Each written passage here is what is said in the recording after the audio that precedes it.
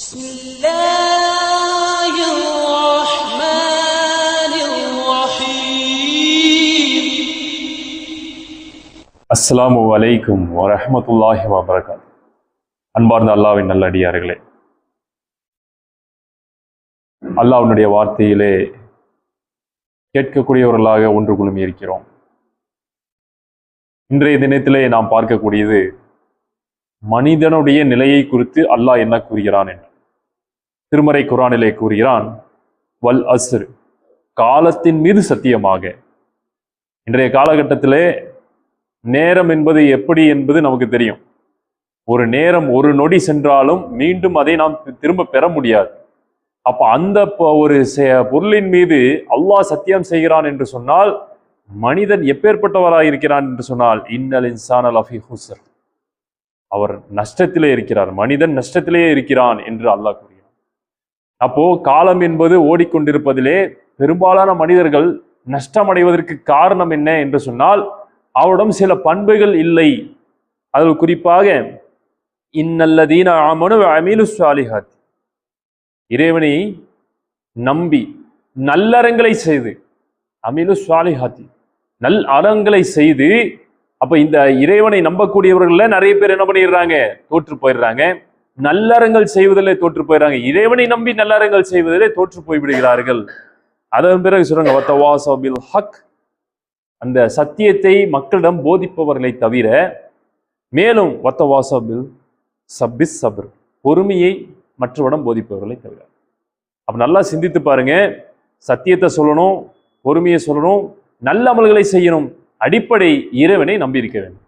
அப்ப இந்த விஷயத்துல எல்லாம் தவிர மற்ற எல்லாருமே என்னவா இருக்காங்க, நஷ்டத்துல இருக்காங்க அப்படிங்கிறதே திருமறை குர்ஆனின் மூலமாக அல்லாஹ் தெளிவுபடுத்துகிறான். அப்ப இந்த மனிதர்கள் நஷ்டமா இருப்பதை அல்லாஹ் சாட்சியாக சொல்வதை யாரை வைத்து சொல்கிறான், இந்த காலத்தை வைத்து சொல்கிறான். ஆனா இன்றைய நம்ம சமுதாயத்திலே பெரும்பாலான இந்த காலத்தின் மீது இருக்கக்கூடிய ஒரு மிகப்பெரிய அதிருப்தியை நாம் தெரிந்து கொள்ள வேண்டும். பெரிய பெரிய ஆலிம் படித்தவர்கள் கூட இந்த காலத்தை மக்களிடம் சொல்லும் பொழுது அதிருப்தியை பற்றி சொல்லிக் கொடுப்பதில்லை.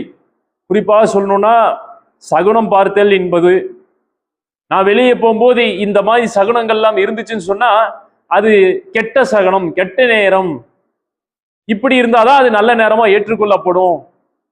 வீட்டுக்கு யாராச்சும் வரும்போதும் கூட வீட்டு வாசல்லையே முசீபத்தை போக்க வேண்டும் என்று சொன்னால் வீட்டுக்கு மேலே இந்த மாதிரி எழுத்துக்களை எழுதி போடுங்க, இல்லைன்னா 786 என்கின்ற ஒரு நம்பரை போடுங்க.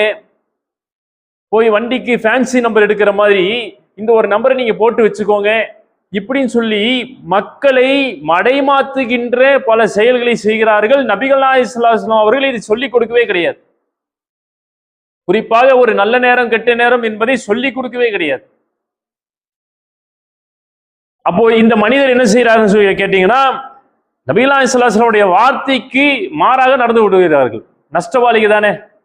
படைத்த இறைவன் ஒரு செய்தி, வஹி செய்தி என்பதை தன் தூதர்கள் மூலமாக சொல்கிறார். இறுதி தூதரான நபிகள் நாயகம் ஸல்லல்லாஹு அலைஹி வஸல்லம் வஹி செய்தி என்கிற இதே செய்தியை மக்களிடம் சொல்றாங்க. ஆனால் அதை ஏற்றுக்கொள்ளாத ஒரு நஷ்டவாளிகள் தானே. நபிகள் நாயகம் ஸல்லல்லாஹு அலைஹி வஸல்லம் சொல்றாங்க, சகுனம் பார்ப்பது இணை கற்பித்தல் ஆகும் என்று 3 தடவை சொல்லியிருக்காங்க. இது அபுதாவுதிலே 3411 ஹதீஸாக பதிவு செய்யப்பட்டுள்ளது. அப்போ ஒரு மனிதன் தவறு செய்யக்கூடிய தெளிவா சொல்லிட்டாங்க, எது இணை வைத்தல்? இணை வைத்தல் பெரும்பாவம்.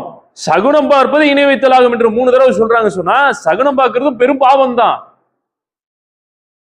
ஒரு பூனை குறுக்கால போயிருச்சு, உடனே என்ன சொல்லுவாங்க, நேரம் சரியில்லை, இப்ப போக வேண்டாம். நல்லா சிந்தித்து பாருங்க, பூனை குறுக்கால போவதற்கும் அன்றைய காலகட்டத்திலே அரசர்களுடைய வாழ்க்கைக்கும் ஒரு சம்பந்தம் இருக்கு. அந்த செய்தியை சின்னதா சொல்லிடலாம். அரசர்கள்லாம் போருக்கு செல்லும் பொழுது கூட்டமா போவாங்க. அவர்கள் செல்லக்கூடிய இடம் சுத்தமா இருக்காது. அவ்வளவு பெரிய படையோட போகும்போது அந்த இடம் நல்லா இருக்குமா? அந்த இடத்துல இருக்கக்கூடிய மண் வளங்கள் எல்லாம் ஒட்டகங்க ஓடும், யானை போகும், குதிரை போகும், இப்படி எல்லாமே போச்சுன்னா அந்த இடத்துல எல்லாம் என்ன ஆயிடும், நாசமானமா தான் போகும். அந்த இடத்துல புழுதி கிளம்பி விடும். இப்ப அவர்கள் செல்லக்கூடிய வழியில ஒரு பூனையை பார்த்துட்டாங்கன்னு சொன்னா அந்த வழியில போக மாட்டாங்க. பூனை எந்த திசையிலிருந்து வரும் அந்த வழியில போக மாட்டாங்க. என்ன காரணம்? பூனை என்பது மனிதர்களால் விரும்பி வளர்க்கப்படக்கூடிய ஒரு சின்ன பிராணி. அப்போ இங்க பூனை இருக்கிறது என்று சொன்னா அந்த பக்கம் யார் இருக்காங்க? மனிதர்கள் இருக்கிறார்கள். அப்ப அந்த மனிதர்கள் இருக்கிற பகுதியில அந்த தெரு வழியா இவ்வளவு யானையும் ஒட்டமும் குதிரையும் போச்சுன்னா அந்த இடம் எப்படி இருக்கும்? மக்கள் குழந்தைகள் விளையாண்டு கொண்டிருப்பார்கள். இவங்க கட்டுக்கடங்காத ஒரு வேகத்துல ஓடிக்கொண்டிருக்கும் குதிரை. குழந்தைகள் விளையாண்டு இருப்பாங்க, பெண்கள் இருப்பாங்க, ஆண்கள் இருப்பாங்க, வயோதிகர் இருப்பாங்க. அந்த இடத்துல இருக்கிற பொருள்லாம் சேதம் செய்யப்படும். அதெல்லாம் என்ன பண்ணுவாங்க, அந்த பக்கம் பூனை இருக்கு, நாம் இந்த திசையை பார்த்து போவோம் சொன்னா உடனே போயிட முடியுமா? இருந்து அமர்ந்து அந்த திசையை கணிக்கக்கூடிய ஒருத்தர் இருப்பாரு, சொல்லுவார்.